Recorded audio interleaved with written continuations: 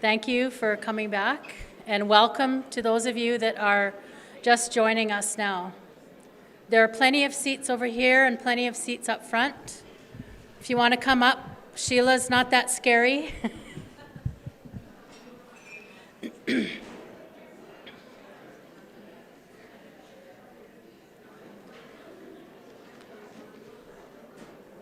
Okay, whenever you're done talking, we'll start. I'm a teacher, by the way.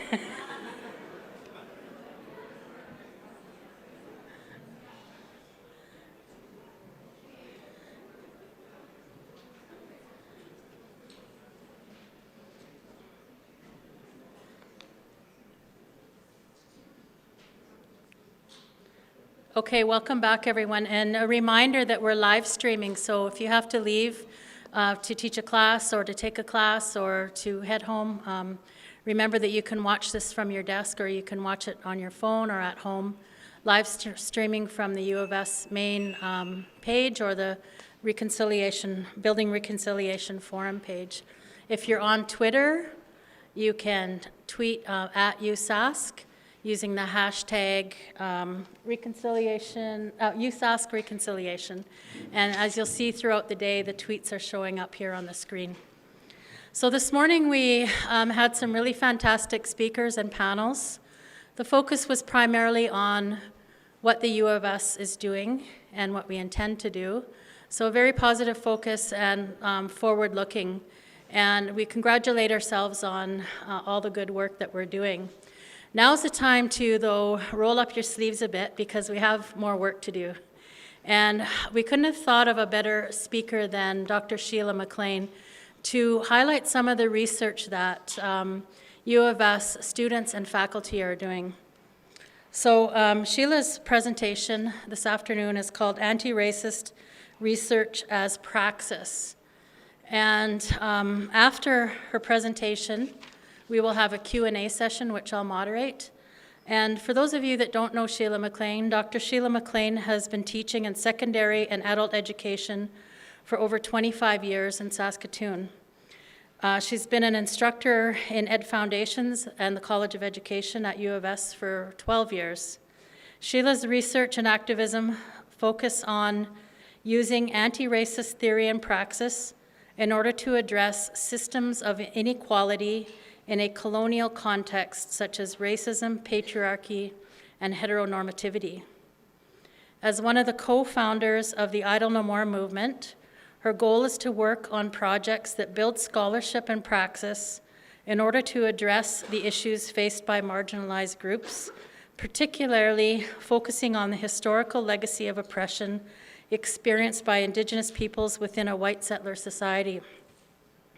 Sheelah has received many teaching awards and many honors for her hard work and good work in social justice, including the University of Saskatchewan Alumni of Influence Award, the Carol Geller Human Rights Award, and Sheelah, along with Sylvia McAdam, another alumni of the U of S Law School, Nina Wilson and Jess Gordon, the four founders of the Idle No More movement, were recently announced by Foreign Policy magazine as the top 100 global thinkers. That's quite an amazing accomplishment. So congratulations on that to Sheelah and to the other founders of Idle No More to know that that movement started right here at Station 20 West in Saskatoon, and now to have one of our top global thinkers right here with us. So please join me in welcoming Dr. Sheelah McLean.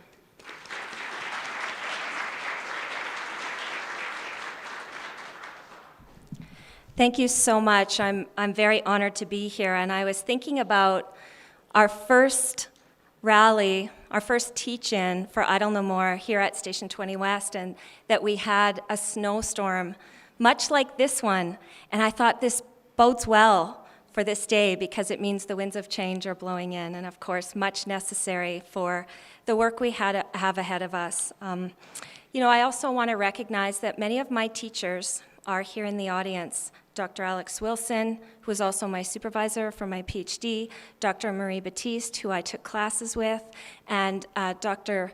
Margaret Kovach, who I have also taken classes with and was on my committee for my PhD. So I have been surrounded by brilliant Indigenous women for most of my career, and that's where much of my knowledge that I'm going to share with you comes from.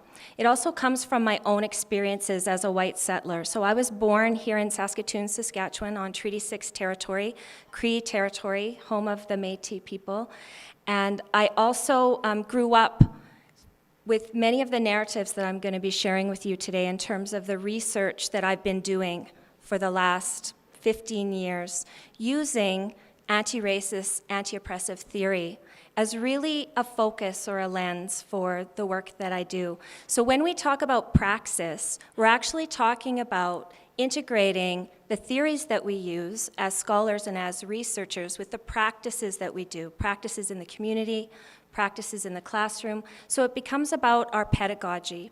And I was invited today to share with you some of the research that I've done.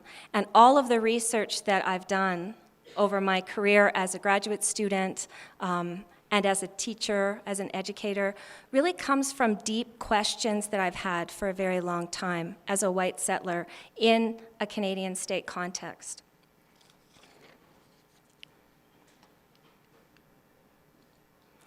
So how has drawing from anti-racist theory informed my practice? This is what I really want to focus on today. And I'm going to look very briefly at three parts. I'm going to look at the significance of integrative anti-racist theory for understanding inequality in a colonial context. I want to then summarize the findings from my Master's of Education thesis, a qualitative study on racism in public education on the prairies. And then I'm going to summarize the findings from my dissertation research using self-study methodology on the teaching and learning of integrative anti-racism. So anti-racist, anti-oppressive education, or what I call integrative anti-racist education, is a huge body of scholarship and activism, and it really draws from many different theories. It draws from queer theory, critical race theory, feminist theory, and post-structural theory. My research, as I said, always begins with a burning question. And as I started my graduate degree in anti-racist, anti-oppressive education, I started to ask some questions about what it means to be a white settler in a Canadian context. One of the things I started to do is have my students, both high school students and undergraduate students in the College of Education, write about the Canadian identity. Who are we in this relationship? And as we talk about reconciliation and restitution and the relationship between Indigenous people and white settler society, it's really important for us to think about as white settlers, what is our role in this relationship? As Indigenous people forge really the structure of what restitution and reconciliation can look like and should determine, the directive that it takes, white settlers have to look at what is it that we need to do. And so I had my students write about the Canadian identity and what it means to them. And overwhelmingly, and many of you will recognize these discourses, students described Canada in this way. Canada is a democratic, multicultural country, free from racism and violence. Canadian citizens are caring, tolerant people that have a global reputation for peacekeeping. How many of you recognize that narrative? Heard it growing up? Know it by heart? All of us. Many people come to Canada because this is how they understand the Canadian context to be. But what I ask my students when they're done writing is how do Canadians then come to understand and explain the vast inequalities that persist given this pervasive narrative? And this is really the main question for all of the research that I do, for all of the work that I do, for all of the teaching that I do. How do we explain and understand inequalities based on the idea that Canada is an innocent country? So these Canadian narratives of innocence have been consistent throughout Canadian history. In other words, they're not new. They're old, they're hundreds of years old. And they really reveal an account of who and what the nation imagines itself to be. So this picture is from the Group of Seven. It's a photograph of a painting, but we could look at curriculum, we could look at textbooks, we could look inside government documents, and we would see similar narratives that shaped my family's understanding of themselves as white settlers here in Canada, which is that Canada was somehow an empty land. If you look at, for instance, pictures that symbolize the racist settler myths, such as the doctrine of discovery, that this land was discovered by Europeans, as though there weren't already, complex systems of Indigenous governance and education and economies already existing here. The doctrine of terra nullius, which in Latin is translated into empty lands. These were the narratives that shaped my family, and I'll show you a little bit later how they shaped how we thought about ourselves in this country. That the myth of empty space or empty land plays out in many of our classrooms and curriculums, in our media, because what we see is the erasure of Indigenous peoples and Indigenous systems of governance. And so this is a prominent narrative that continues to play out in our schools and communities every day, and in our legal systems and in our legal orders. So the idea of two nations, of a nation-to-nation relationship, has really been masked by the idea of colonialism and violent colonialism that's been imposed on Indigenous peoples.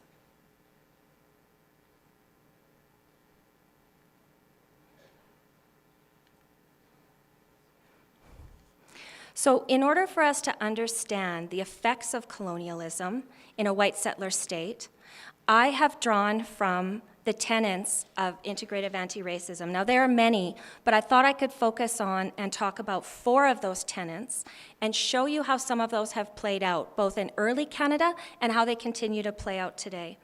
So these are some of the principles of integrative anti-racist theory, that identity markers such as race, gender, sexuality, and ability are socially constructed through relations of power. There's a focus in anti-racist theory on analyzing systems of dominance that maintain inequality in a colonial context, such as white supremacy, understanding what white supremacy is, patriarchy, heteronormativity. So we do talk about oppression and the effects of oppression, and many teachers and community members feel comfortable talking about oppression. But when we turn the lens to start to talk about how dominance is created and maintained, it can be discomforting for people, particularly people who occupy those positions of dominance. The other focus of anti-racist theory is to analyze how knowledge production is forged through relations of power and is really never neutral or objective. And one of the things I found in my research overwhelmingly is that schools and educational institutions are marked as places of neutrality and objectivity, that as teachers, we are socialized to believe that we are always neutral and objective. And my research for my dissertation thesis, which was a self-study, shows extensively how that can never be true. And the work that we need to do to look at how power is always infused, not only in our identities and our relationships, but in our institutions, in our pedagogy. And the last one is to embrace learning through crisis and why that's so important.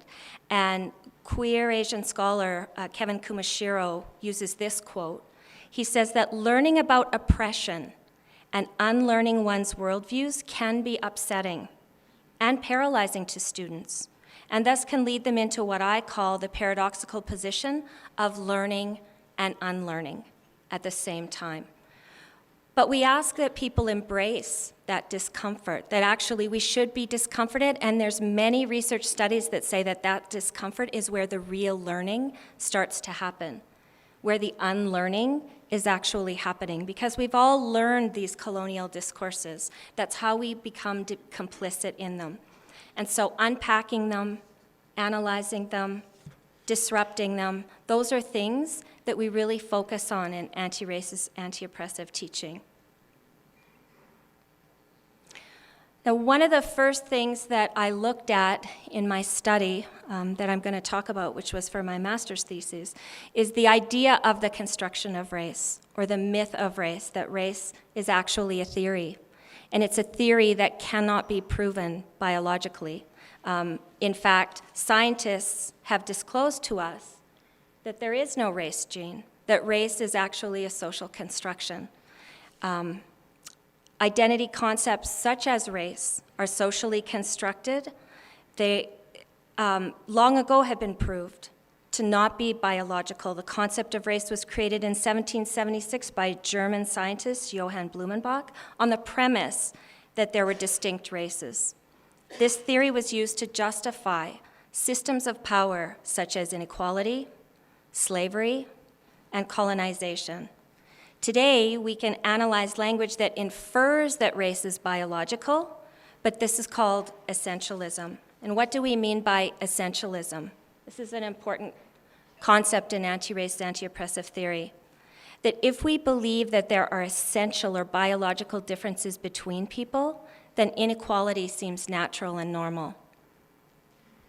And growing up here in Saskatoon, inequality certainly seemed natural and normal to me. And the explanations I was given as a child, as a high school student, and sometimes as an undergraduate student, was that inequality occurs because some people are just unequal, that some people work harder, that some people are smarter. And we're going to look at that today. And what does that do for us to grow up with the idea? And it's called blaming the victim. To grow up with the idea that somehow people that occupy positions of oppression create their own inequality. So anti-racist scholars contend that inequality is actually not created by biological or essential differences. Inequality is created through policies and practices, and I'm going to go through some of them today, that are based on the idea that some people are inferior and others are superior. So in our Canadian context, and I think this photograph captures it well, institutions such as government, justice, and education were created and maintained by a very male-dominated, what we call patriarchal, straight, white citizenry. So you can see by this picture that the people making the decisions for what our institutions would look like, our justice system, and our laws, who would own land and how land was going to be divided, our education systems and what our education systems would look like, were all determined initially in this way by people who occupy particular positions in terms of their identity. How much has that changed today in our institutions, in our government? I really like to explore that with my students because there's lots of assumptions that somehow this has changed, that we have equality now, and particularly young women in high school will argue that women have equality and then see that in government, they often maybe make up, I think it's 17% here as a provincial government. In the federal government, I think it's 27%, and that's just for women. If we looked at Indigenous people and people of color, occupying these kinds of positions of power and making decisions for all of our institutions across the country, we would see that, for the most part, the same people, the same identities, are maintaining those positions of power over and over and over again. Now, John A. Macdonald himself talked about building an Aryan nation, and he certainly succeeded in doing that through his immigration policies, through his policies that focused on the vision for Canada that he had. And that continues today. So there are many ways that we could look at our immigrant and refugee policies today and see that the racism that was embedded in the thinking of the founders of Canada continues to play out today in many ways. But one thing we need to think about when it comes to identities such as race or social constructions such as race is that it's been built over time and that it's changed over time. So whiteness is also a social construction. And if we look at who could be white, you can see that it has changed over time. And those of us who study anti-racist, anti-oppressive education look at how identity constructions such as gender, sexuality, and race change over time, the way society looks at them, or they can change from one geographical location to another. What it meant to be a woman in my grandmother's time is very different than what it means now today in mine. What it meant to be Irish in the 18th century is very different than what it means now. In other words, the Irish, because of British colonization, were not racialized as white. They were not thought of to be white, even though they had light skin. And David Roediger writes extensively about the Irish and how they earned their whiteness in the United States through their relationship with the Democratic Party. Ukrainians here in Canada were not considered white. And many Ukrainians even today remember times when their grandparents changed a last name to be more Anglo, tried to hide their accent, wanted to learn English as quickly as they possibly could to fit into the dominant society. So the idea that this dominant white settler group is homogenous has been built and been long-standing over time. We can see that construction of the dominant group is important in who can fit in. How long does it take groups to assimilate into the dominant group? Groups worked very hard when they came to Canada to pass or assimilate into this British ideal. Why? It's very simple, because they would have access to political, social, and economic power.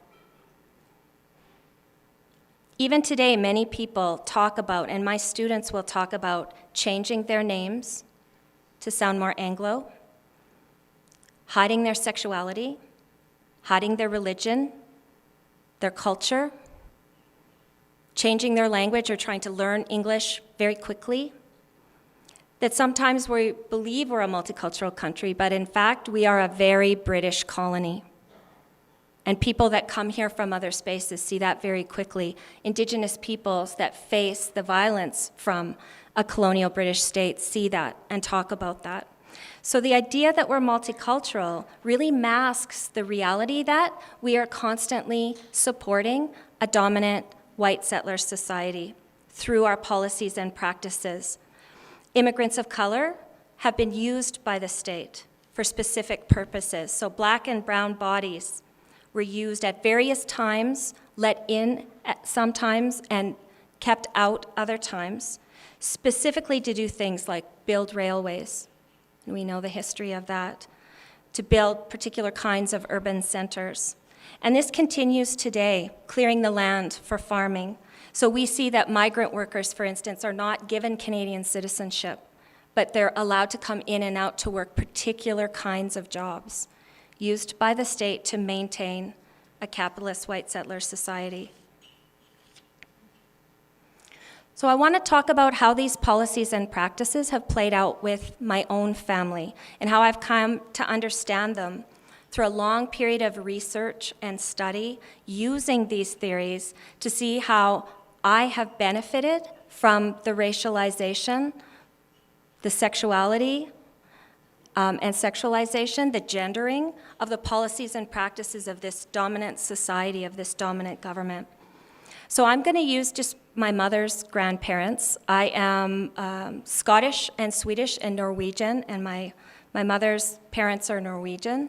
They moved to Saskatchewan from Norway and lived right outside of Wadena, Saskatchewan, kind of northeast from here, given huge tracts of land for farming. And apparently my grandfather did pay a small fee for the farmland that my family still occupies today.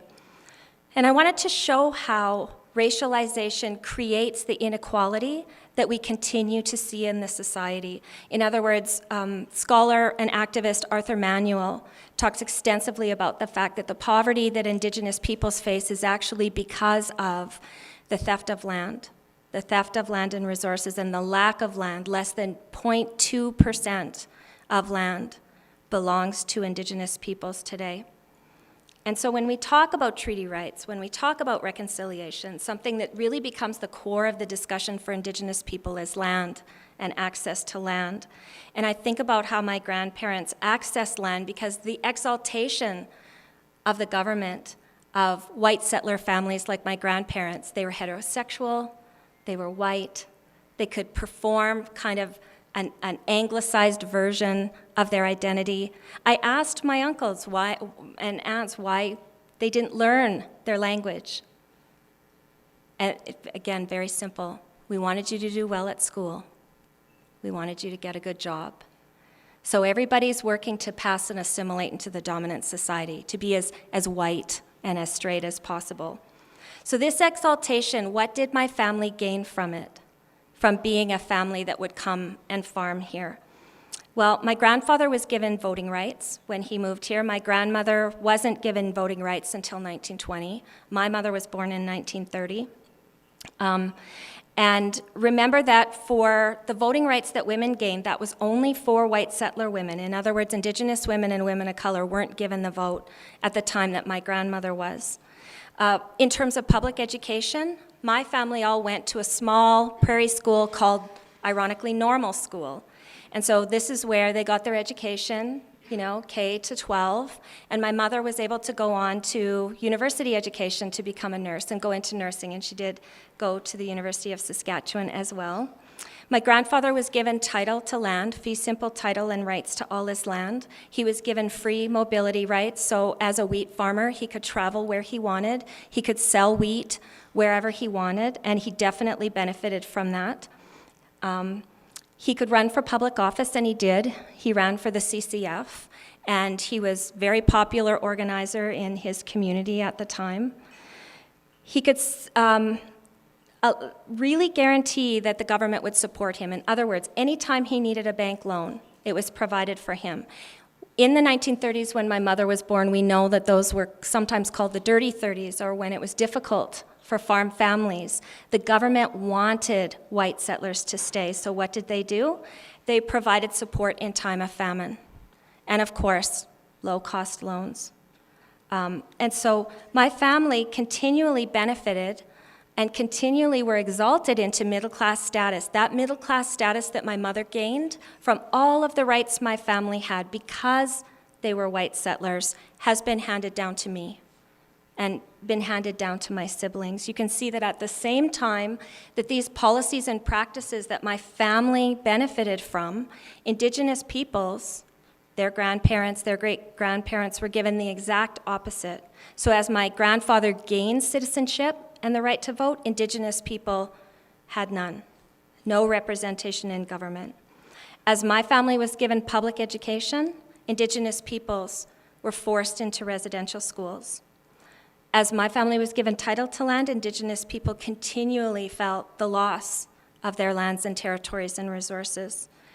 As my grandfather was able to, move freely, travel freely here in Canada, the government instituted the pass system, which was a policy, not a law, but it was a system that was used to control Indigenous peoples, particularly here on the prairies, where we saw the real resistance to colonial policies of land.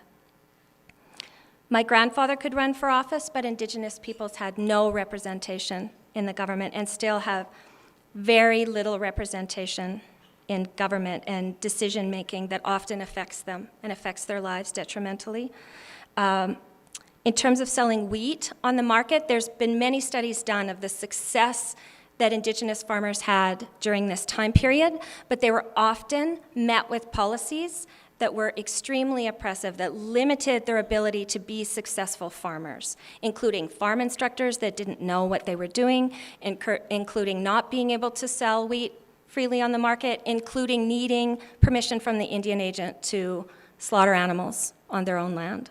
So these are the kinds of policies that created an oppressive system for Indigenous peoples, who many were successful farmers in spite of the limited land mass that they had. What we see also is policies of mass starvation, and that this was purposeful. And recently there's a book called Clearing the Plains out that talks about the purposeful policies of this government towards mass starvation of Indigenous peoples. And if you have no land, very difficult to get personal loans. So personal loans, again, were very limited during this time period. Now, these are the policies and practices that I look at with my students, that I think about every day when I think about how do we address the inequality that we see. These are easy to talk about and easy to see because they were in the past. What I try to focus on, and is sometimes more difficult to people, is to look at the policies and practices right now and how they continue to maintain inequality. Everything looks so natural and normal that people don't see that there are policies and practices in place right now that maintain this inequality and that continue to support white settler society and individuals like myself in succeeding. So really, just as the myth of empty land was a myth that really affected my family, so my grandparents, for instance, were told that the lands were empty for them to come and settle, and I grew up with a very specific narrative. I can remember my mom telling me, your grandparents came here with nothing. They built a life from nothing. And I believed that right up until I took my master's in anti-race, anti-oppressive education. If we look back, and I just want to look back for a minute, you can see that my grandparents had access to land, to resources, to citizenship rights. They didn't build a life from nothing. They built a life off the oppression of Indigenous peoples. And so I think it's really important, there we go, to think about this myth of meritocracy. So the myth of empty lands and the myth of meritocracy sort of work together. And it's really important to think about how meritocracy is a belief that everyone has equal opportunities. It's a belief that this is a country of unlimited resources and individuals only have to work hard. How many of you grew up with the idea that all you have to do is be smart and work hard to get ahead here in Canada? Can I just see a show of hands? Almost everybody. Yeah, I grew up with that as well. But what is the underlying message then? That people who don't succeed, what? Lack of success is then evidence of low character, low morals, low intelligence, lack of motivation and effort. It's due to the failure to make the right choices. And this is where my students get the explanation for inequality from. This is actually what they say. People who don't make it because of their own individual choices, their own individual lacking, rather than looking at systemic inequality. So it really ignores how dominant groups get access to social and institutional power. And my family is just one snapshot. There are so many stories like this. And I encourage my students to look back at their own families to see how are they positioned. And oftentimes we're positioned in and occupy places of oppression and dominance at the same time. That this can be complex and messy, and it takes a long time to learn and understand this. So I'm just showing you a few things that I've focused on in my research, questions that I've focused on in my research. But it really does ignore the social and economic and political and conditions that have shaped this country. It assumes that power is equally available and distributed evenly. And I really like this quote from Shireen Razak, because it's thinking about, and the next part I'm going to show you is thinking about our complicity. So she says, tracing our complicity in these systems require that we shed notions of mastering difference. Do we have to learn how different we are from each other? Is that the answer?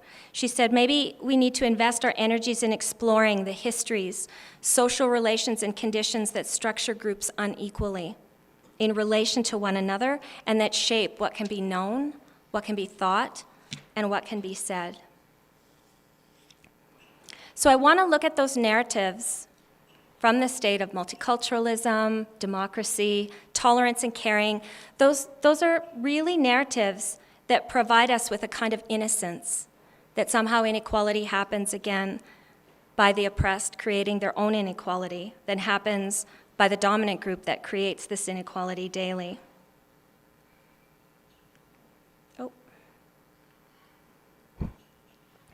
So this is going to be a brief summary on the findings from my MEd thesis, a qualitative study on racism in public schools. And this is more looking at the micro level. So some of the discourses that I looked at the beginning were tenets of anti-racist, anti-oppressive education that look at the macro-level discourses across Canada. It's important, though, for researchers to use these theories to understand the micro as well. What's happening in our institutions? What's happening in our schools? So my master's thesis is called Beyond the Pale, Whiteness as Innocence in Education. I'm going to go through this fairly quickly. The study took place on the Prairie region, where Indigenous peoples have been produced as the racial other historically, using open-ended questionnaires, an in-service and a focus group method with teacher participants in 2 high schools. So the collection and analysis of this data contributes to the academic scholarship on the climate of racism in educational institutions, and discourse analysis is the tool I used for understanding white identity construction. So this research draws from post-structural theories of discourse analysis to analyze how white teacher identity construction of innocence are reproduced in an educational system where racial inequalities are pervasive and systemic. This is the questionnaire I used.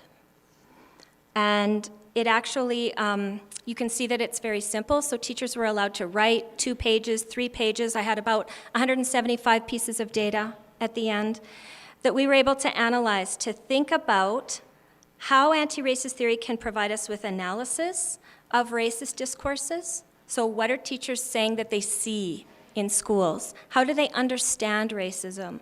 When and how do they intervene in racism? Now, some of the data that I'm going to show you briefly do have racist discourses. They're things that will be very familiar to many of us, but they're also violent.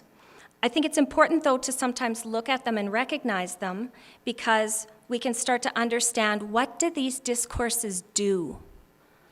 Not just looking at what they are or the problem with the racism in the language, but what do they do? So the language that you're going to see here, first of all, justifies inequality. And secondly, it provides a way for white settlers to feel superior, to be more human. So these are some excerpts from the research data. And you can see, well, thank you. You can see that these are common stereotypes. They should get jobs. This is around stereotypes of Indigenous people that students are writing about. Now remember, these are teacher stories of the racism that they see in the schools. So what this teacher is saying from Center High is that the writing of most students indicate a large degree of ignorance about Native people, and taxation dominated their writing. Now, the taxation issue is really important because white settlers live off the lands and resources of Indigenous peoples. So talking about taxation and Indigenous peoples living off the Canadian state masks and erases the reality. Do you see what that does? How it's constantly flipped so that it erases the reality of a white settler society. These are dominant discourses. In other words, we could ask elementary school students about this and they would already know these. I have many students from other countries that tell me they learn these discourses very quickly when they come here, being invited into the dominant society and perpetuating the violence towards Indigenous peoples. The writing that emerged, this teacher said, was somewhat shocking. Many students reference the educational opportunities available to First Nations people as a reason why poverty and unemployment are unacceptable. Again, I blame the victim. This is why Indigenous people aren't getting ahead. Indigenous peoples are continually racialized and inferior in these stories, and these stories dominated the writing of 2 high schools that were very different. One was and considered himself multicultural, and one was very white. Interesting that this teacher notes, socially, Center High reveals a very little outward racism, so it's not covert, but in observing who people choose to befriend, spend time with, one can clearly see that the color blindness many students claim to have actually does not exist. So teachers narrated a segregated culture in the schools. They talked about exclusions, they talked about physical violence, they talked about racist writing, sexist writing, homophobic writing on desks. They talked about writing on bathroom walls. These are the many ways that white supremacy is performed in schools, that it maintains a context of who belongs and who doesn't belong, who's invited in and who isn't invited in, and who faces violence. So this is another teacher description.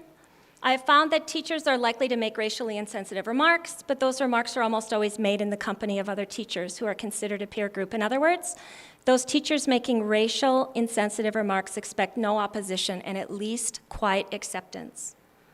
And I know as a white person how often people invite me in to these racist dialogues, expecting quiet acceptance, expecting me to agree. And teachers' responses to racism I thought was really important to show, because this is why anti-race, anti-oppressive education and training our educators in all of our educational institutions is so important. Overwhelmingly, teachers felt ill-equipped to respond to the context that they were faced with. I was very uncomfortable. I didn't really do anything. I should have done more. I was appalled. I completely froze. I did not respond. I've always responded in a typical fashion, one of quiet acceptance. No challenge was made. In terms of staff, I just ignore it. So I want to share my findings of this particular study and the importance of thinking about the construction of innocence. So participant responses focused on individual forms of racism. So teachers didn't really talk about systemic racism. They didn't talk about the impact of colonialism. They talked about individual types of racism. So there's a few bigots in the school. Overwhelmingly, teachers narrated student-to-student incidents of racism as the only racism that was happening in the school, or the predominant racism that was happening in the school. When students of color spoke out about racism to teachers, they were accused of playing the race card over and over and over again. And the final theme which emerged from the data that maintains the construction of innocence was teacher participants telling on each other. So nobody in 175 pieces of data kind of tried to think about their own complicity in these systems. They were always looking at somebody else, the student, other teachers. Racism is everywhere, but there are no racists. This is a common theme among dominant society. So some of my recommendations in my master's thesis is that because there is this racial hostility and racial violence that's the climate of schools towards Indigenous people, that the fact that teachers rarely described interventions into this racism, when we think about the push-out rate of Indigenous students in public education, I think about this context and how difficult it must be for students to even stay. White teachers are invested in identities that are produced as objective and good, so just as the Canadian nation state is multicultural and caring and tolerant, so is individual people. So Canadian settlers take on this identity of goodness and innocence. We play it out on a daily basis. So there's extensive research on this, on whiteness and dominance, that reveals that integrative anti-racist education for staff and for students is essential to the process of building inclusive schools. And I can say that, since my research in 2007, very little has changed. And how do I know that? Because I see the public discourse. I see the public discourse when on social media an article is posted about the Idle No More movement. I see the public discourse around the murder of Colton Bushy last summer here in Saskatchewan. Those discourses are still prevalent, and schools need to be involved in educating people about these issues. It is a crisis, and it's been a crisis for a really long time. The very last part, quickly, is looking at my dissertation research. And I was telling Alex last night, it's very difficult to summarize in a few screens on a slide, but I do want to say that what I wanted to do is look not just at the micro of schools and institutions, but at the micro of myself as a teacher and as a white settler and my own students. So I combined self-study methodology with a Foucauldian analysis in order to analyze and investigate the relationship between these national discourses of innocence, teacher-student subjectivity, and the teaching and learning of integrative anti-racism. What do we do when we're faced with all these issues that we're talking about today? So drawing from Michel Foucault's theory of subjectivation, my self-study examined student discourses of learning in relation to an integrative anti-racist course I taught over a 6-year period in 2 schools located on the prairies. Oh, sorry. My research question asked, how do students describe their experiences of learning in a course where spaces were created for a critical thinking of the world, and what subject positions were made available to them? So how did dominant groups perform social justice given the context? So this research shows how state discourses of nationalism, individualism, liberalism, and benevolence regulate the way that students and I perform social justice. So in other words, all of us negotiated the good teacher, the good student, the good citizen, and we were constituted by these discourses through whiteness and through heteronormativity. The students' management of language was a form of self-surveillance that reified their positions as dominant citizen subjects, always wanting to be positioned as dominant, always wanting to feel good about our work. In constituting themselves as both innocent and superior, I argue that the students and I embodied the practices of the benevolent settler state. So these discourses of innocence and goodness, we play them out daily in our language and in our practices. So in other words, oftentimes we'd use language that was paternalistic. We'd use language that really infused our own innocence.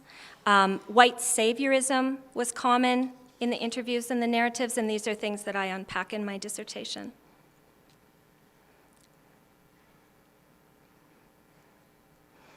The other thing I wanted to look at that I think is important for us to think about today is how the research shows curriculum, pedagogy, resources, along with signs and symbols and rituals in schools all reproduce and uphold Canadian state nationalism, which is infused with white heteropatriarchy.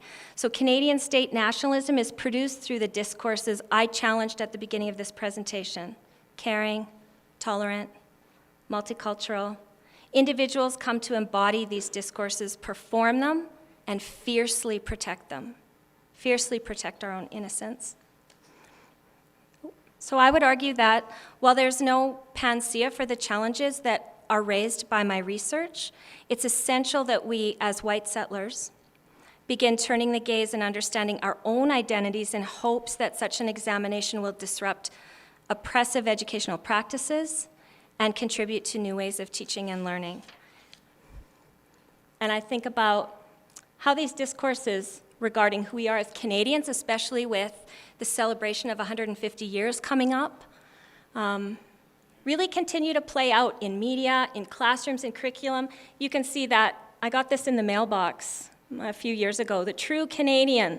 They're talking about the pizza, it's ham and pineapple, but look at who they have as a model. White, blonde, little boy. I think I could write a whole essay just on this picture, who gets to be Canadian, who has citizenship, who is never questioned. I never have to call myself a Norwegian Canadian because the assumption is I am Canadian.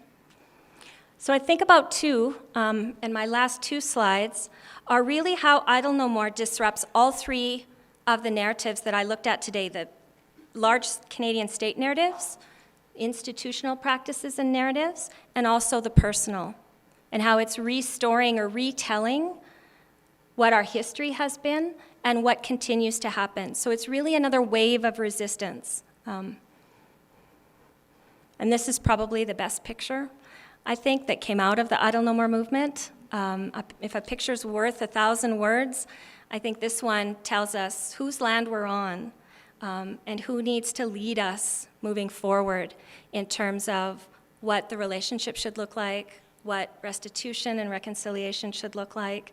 And for the most part, you know, I've been very lucky in having the guidance and education and knowledge of the many Indigenous scholars and activists that I've worked with over the years. And so I'm going to end there and allow for some time for questions and comments.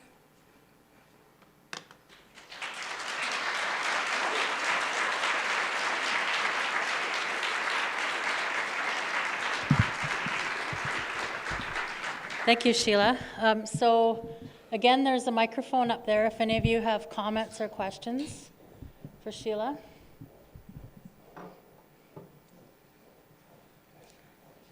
And please do, because Alex asked me harder questions than anyone. And I know she's going to ask me if you don't.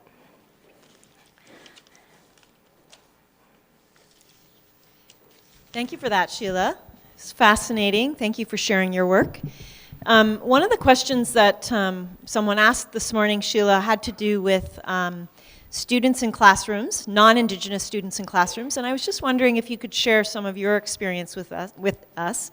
And it really had to do with the issue of content and backlash and figuring our way through that. It was identified as one of our key and critical questions. I hope I framed it well enough to make sense. No, thank you, Patty. I get asked that question all the time. And it's not that I have all the answers, but over the years there are some things that I've done that have been effective. And I can tell you that, for instance, and I'll see if this is kind of what you're talking about. As you're teaching these issues, things come up in class that are oppressive and violent. It can be as, innocent and simple as a question, but it can still be something really problematic. And one of the things we want is to create a space where we can talk about those things, but that we don't reinforce that violence in our classroom. So how do we do that? This is something that I've done. If a student puts up their hand and says something really problematic, my grandfather thinks this, and we know that it's racist and oppressive, or it's very homophobic. One of the things I've done in the past, rather than say, well, that's because your grandpa is a giant bigot, because that's not very helpful. We want the student to leave and understand that these discourses are hundreds of years old. That student didn't create that discourse. We're all, as Marie Batiste would say, marinated in these discourses. And so I think it's really important to say to that student, that sounds familiar. I've heard that before. Or I used to think that as well. I like to position myself with my students so they don't feel they're being called out as a bad person, because that's one of the things people are always trying to, right, is protect their own innocence, their own benevolence. And so I say, I've thought that as well, or I heard that as well.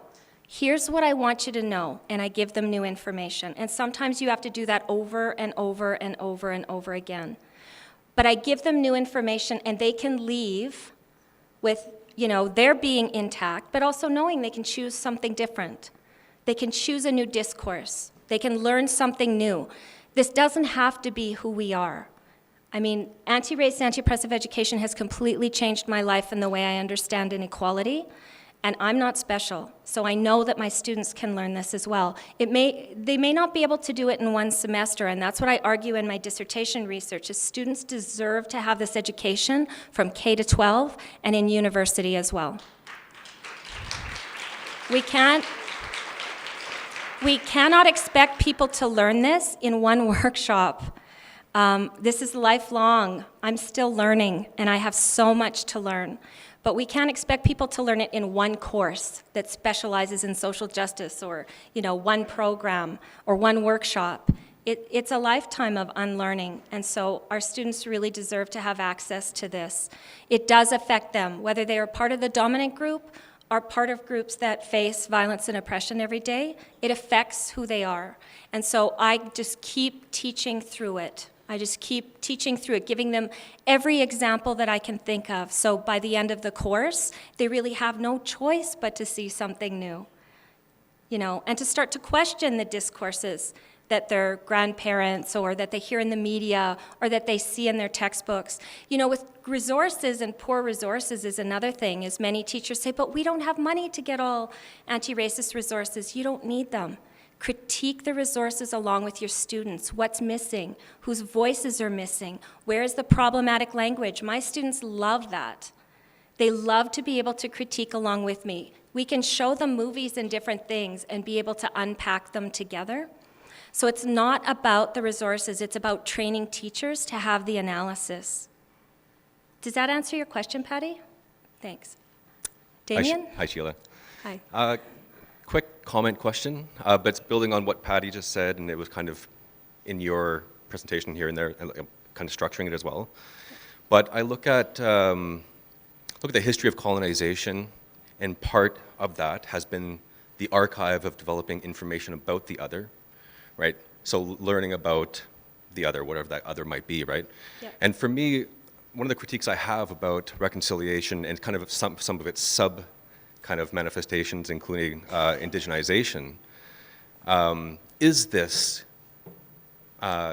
age-old theme of learning about the other. Now, I want to qualify that in terms of the TRC's work. There's a very important piece in there about truth-telling that I'm not discounting. But when I look at the issue of whiteness in reconciliation, in indigenization, my kind of question or comment for you is, can reconciliation be possible without unpacking whiteness? No. Yeah. Thanks.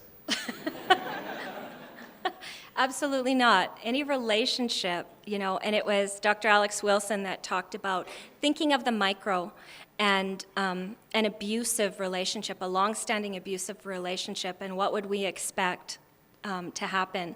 And of course, we would expect that someone who has had a history of abusive behavior would go through therapy, would look at themselves, would understand their abuse, and most importantly, would stop the abuse. And so I think there's a lot of skepticism as we move forward because the abuses haven't stopped yet. From governments, from institutions, there is much work to do.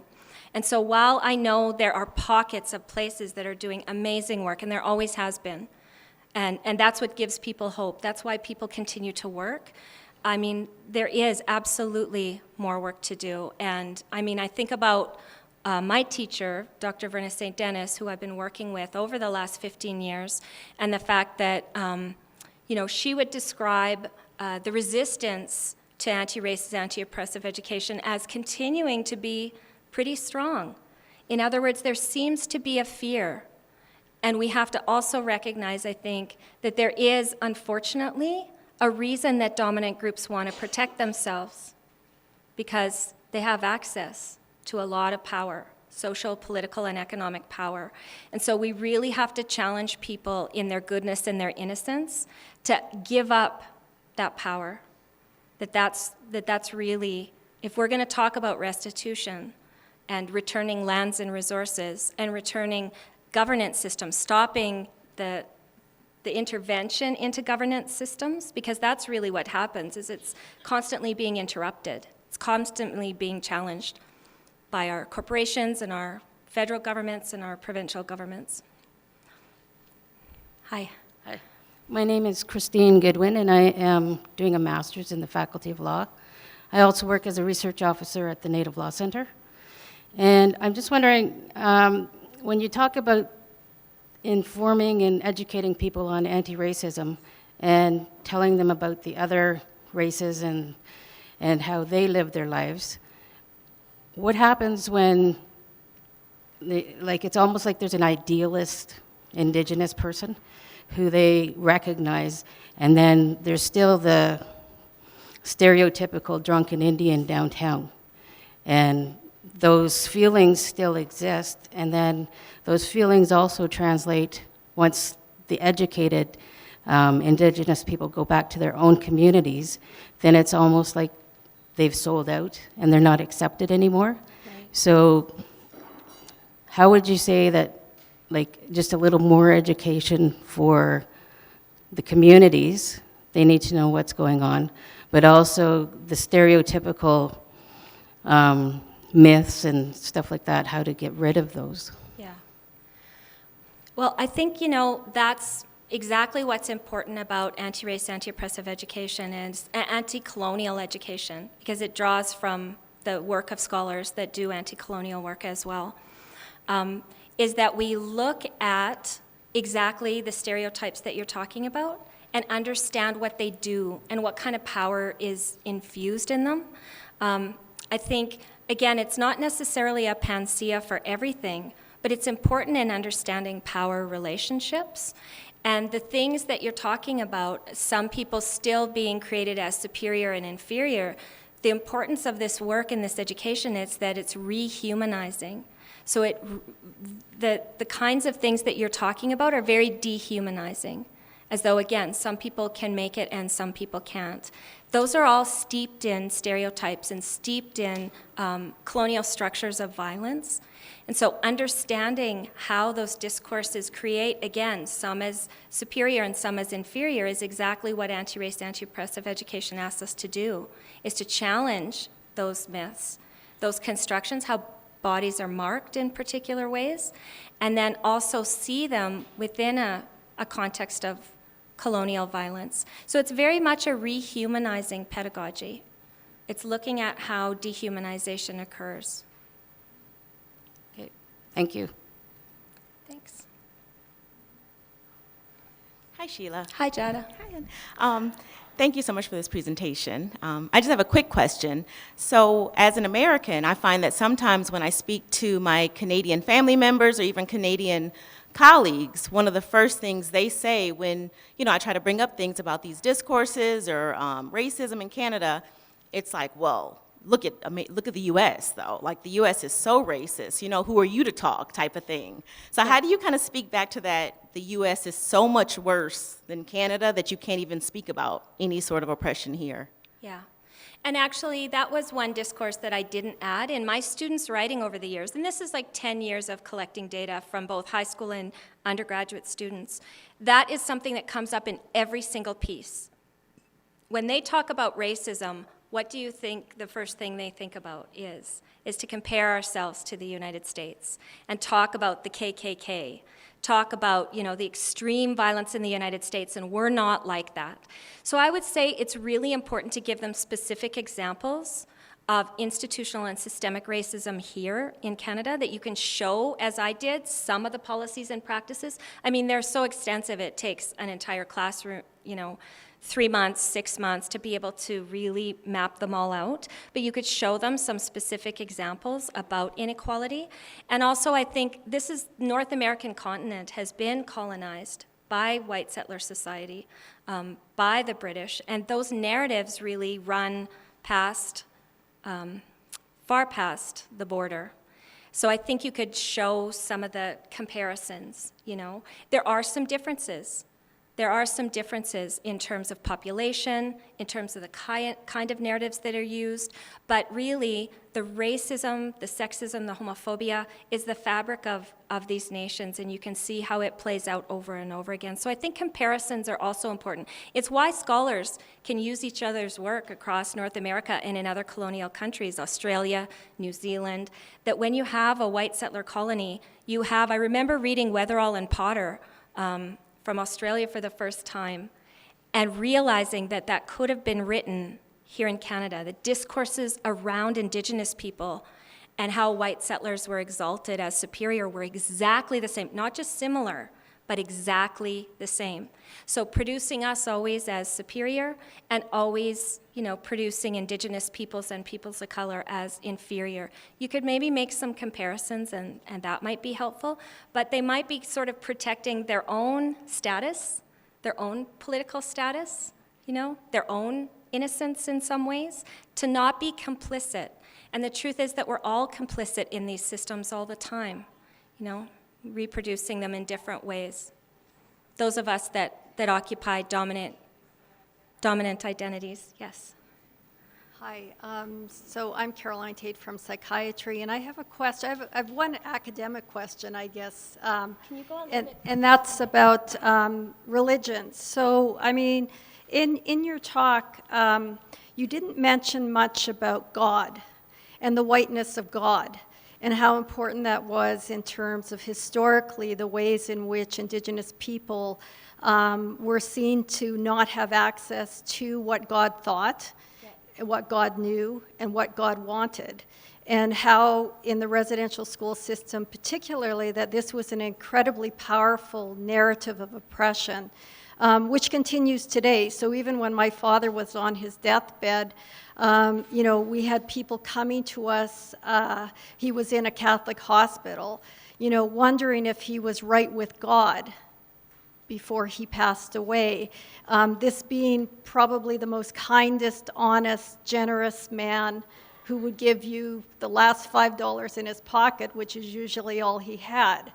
So that I would love to hear you talk more about, maybe here or later. And then the other question is more practical. So at the university, we have now a room full of people who are incredibly reflective on who they are and their identities. And as we move forward, what would you say the university and people in that, what can they do practically to apply, because your talk is so incredibly important, and I hope that everybody in this room realizes how important it is, realizing that what you're saying is fundamental as we move forward. So what would be some of the practical things that you would suggest to administration, that you would suggest to faculty and to others, as well as we move forward with reconciliation? Thank you. Thank you. In terms of the first part of your question, I do think that religion is embedded in many of the discourses. In my dissertation research, I do look at pastoral power and what that means for our own goodness and innocence, that religion absolutely plays into this. But I only had an hour today, and I also have focused on different things in my research. So it's something that I am very aware of, that it is part of the fabric of our society, but it's not something that I've really explored in depth just yet. But you can see how it's integrated, that there are many things as researchers that we sometimes have to leave out as we focus in on other things. So I do think that religion is an important part of this. In terms of the second part and recommendations, I actually have and think that it's really important for us to look at the recommendations, for instance, of the Idle No More movement. There were 6 calls to action that were made by, Indigenous activists across Canada and ally activists like myself, where we talked about and thought about, and we worked with defenders of the land in thinking about what are some things that the Canadian state has to face up to. What is the practices and policies that need to change? 6 simple calls to action, and so far none of them have been addressed by the federal government. I mean, people have been talking about them. Everybody knows that they're important. But that would be a place to start, is a grassroots movement that was looking at changing the violent context that Indigenous peoples are facing on a daily basis, and what we can do. I think also, obviously, I would argue, as I did in my recommendations with both my master's thesis and my dissertation, is that people desperately need to continue to engage in anti-race, anti-oppressive education. Some people call it decolonizing education. Some people call it anti-colonial education. It's important for all of us to continue to do that work, and to be honest, the Idle No More movement, the main focus of it is public education and nonviolent direct action. Those are 2 ways to get the message across. And I want you to think about something. Why is it that a group of volunteers that all work full-time and all have families have had to spend a huge amount of time educating the public when we have a public education system? What does that say about our public education system? It tells me that they're colonial spaces, that they're colonial models that want to keep intact, and work hard to keep intact, white settler colonialism.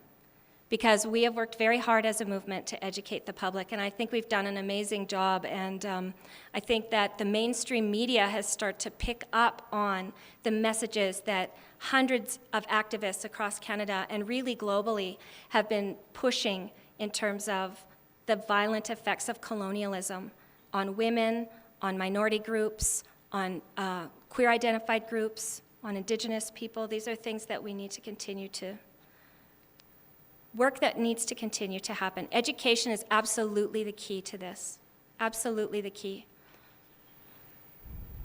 Hi, my name is Rahwa, and this was an amazing talk. But I have a question for you. Can you, okay, hold on. How about now? Trouble hearing you. Is this good? That's better, yeah. Okay. So my question is more about narratives. Normally when we talk about narratives about Indigenous people, we mostly focus on white settlers versus Indigenous people, and then on a different side, we also talk about how there is multiculturalism in Canada. So I'm wondering, for people who are not in universities, like my father, who's not in a university, how do you have that conversation with, I guess, what are termed as immigrant communities that also are part of this narrative and, I guess, inherited narrative? Yeah. Where is our opportunity to educate? Because in a university, you look around, and most of the time when you do advocacy work, people are here because they're interested in it. And normally they're not the audience you're actually trying to address. So how do we address the non-white part of the Canadian society, non-white, non-Indigenous part of the society to educate? Absolutely. And one more question. The Yeah. second question I have is, I hear this all the time, where people go, I'm totally, I don't know, pro-Indigenous issues because I have 5 Indigenous friends. How do we move away from tokenization, because people have a tendency to sort of pat themselves on the back saying, look, I'm really not part of the problem? Yeah, yeah. Well, I think to address your first question, when we teach and have more time to think about and talk about white settler colonialism and white supremacy, it is important to think about how immigrants and refugees, arrivants of color, are affected by white supremacy, because they absolutely are. So there's this complex system where they're still benefiting from Indigenous lands and resources, but they are still facing, on a daily basis, white supremacy, patriarchy, heteronormativity. And so I know that usually that's not specifically the work I do, but there are many Black and South Asian scholars of color that are working on that issue. How do we have those conversations within our communities? What kinds of things should we be doing? And I know, for instance, Harsha Walia in Vancouver is a very well-known activist that has those conversations all the time and does work exactly like the work you're talking about, which is how do we start to educate our communities about how they might be buying into these white settler narratives of Indigenous inferiority. And again, my students that come from different places around the world will tell me that they learn them within weeks of arriving here. So they're invited into the dominant society, but never benefit from the dominant society the way white settlers would be. So it's a complex conversation. It's one that, again, has to be ongoing. And I know that, for instance, the Open Doors Society is doing wonderful work in working on and thinking about how to do anti-racist, anti-oppressive education with newcomers or people who have been here for a very long time. And the last question that you ask is about, you know, how do we get people to move past the, I have a Black friend or I have an Indigenous friend and so I don't really need to think about this. Again, it's just a way always to maintain innocence while continuing on with dominance. That's really what it's always about, is that we say the right thing, but we want to maintain social, political, and economic power. And so I think all you can do is continue to talk to them, continue to give examples. I know that we use, and those of us who work in the movement, use social media extensively to have those conversations outside of our institutions, because really community conversations are really important. And even if you have 5 people around a coffee table talking about these issues and teaching anti-racist, anti-oppressive education, you know, once a month, that is a huge feat, and that is really important. And I am really honored to be invited here, because oftentimes those of us who do anti-racist, anti-oppressive education are invited to speak in other places, and really this is work that I've grown up and benefited here in Treaty 6 territory and would like to continue to do this kind of work. And oftentimes there's this hesitancy around doing this work here. So I think it's really important, and I'm really honored that this university is willing to have this kind of tough conversation where people are discomforted.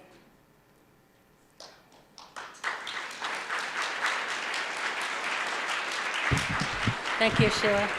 That was awesome.